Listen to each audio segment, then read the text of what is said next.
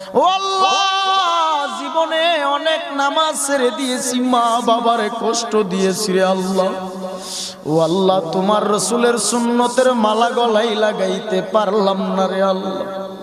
তওবা করে নিলাম আজকে আলেমুল আমাদেরকে সাক্ষী রাখিয়া। তওবা করলাম আল্লাহর কোনদিন নামাজ ছাড়বো না, রোজা ছাড়বো না, মানুষকে কষ্ট দিব না, সুদের খাতায় নাম লাগাবো না, কোনদিন খারাপ কাজে লিপ্ত হব না।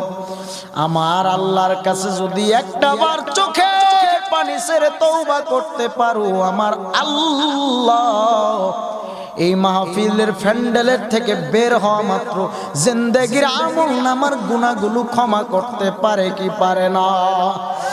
বলেন রহমান তিনি কে, রহিম তিনি কে, রাজ্জাক তিনি কে, জব্বারু তিনি কে? আমার আল্লাহ।